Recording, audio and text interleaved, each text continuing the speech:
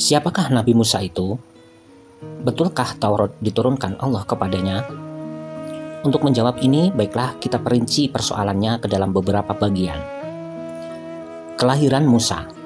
Dia dilahirkan di Mesir di waktu Fir'aun melakukan pembunuhan massal terhadap kelahiran baru di antara Bani Israel. Agar ibunya tidak kecewa, maka Allah memerintahkan agar bayi itu dimasukkan ke dalam peti dan dihanyutkan di sungai Nil, dengan janjian bahwa bayi itu akan diselamatkan. Musa lalu dihanyutkan, maka dia dipungut oleh istri Fir'aun yang tak pernah beranak. Perempuan ini beriman kepada Allah, surat ke-66 ayat 11, dan dia mendapat pengetahuan tentang bayi itu, lalu memungutnya untuk diselamatkan. Kemudian bayi itu dikembalikan kepada ibunya untuk disusukan, hingga Musa dibesarkan dalam lingkungan istana Mesir. Keterangan ini diantara lain dimuat dalam surat ke-28 ayat 4 sampai dengan 14. Masa dewasa Musa dimulai dengan keluarnya dari istana Mesir di waktu suatu kali dia melihat seorang Bani Israel hendak disiksa. Penyiksa itu dibunuh Musa dengan satu pukulan dan dia melarikan diri besok harinya karena takut dihukum mati. Dalam pelarian ini Musa sampai Madian dan berkeluarga di sana, tinggal menetap 10 tahun. Tercantum dalam surat 28 ayat 15 sampai 29. Pada suatu malam dalam perjalanan Musa bersama keluarga meninggalkan kediaman mertuanya, dia dipanggil oleh Allah kepada suatu tempat yang kelihatan terang. Waktu itu Musa diangkat jadi rasul, begitupun Harun, seorang saudaranya yang kebetulan ikut dalam rombongannya. Kedua nabi ini diperintah menghadap Fir'aun, tercantum dalam surat 28 ayat 30 sampai 35. Bani Israel adalah keturunan Yakub yang beranak 12 orang.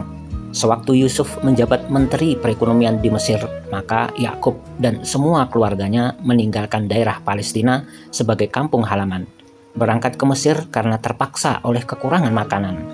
Di Mesir, keluarga ini menjadi bertambah besar jumlahnya, dan sewaktu Yusuf meninggal dunia, mereka mendapat perlakuan tidak baik, malah disiksa, diperkosa, dan dibunuh oleh penduduk Mesir aslinya.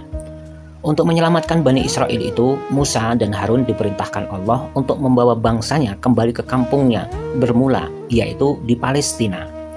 Tetapi Musa mendapat tantangan hebat dari kaum Fir'aun. Untungnya Musa dan Harun dipercaya oleh kaumnya, tercantum dalam surat 10 ayat 75 sampai 89. 9 macam pertanda kebesaran Allah telah diberikan oleh Musa kepada Fir'aun untuk melunakkan hatinya, surat 27 ayat 12. Tetapi setiap datang cobaan kepada raja itu, dia minta tolong kepada Musa.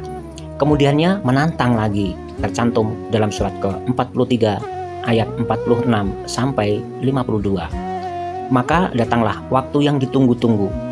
Fir'aun harus dimusnahkan bersama semua angkatan tentaranya dengan suatu cara astronomis.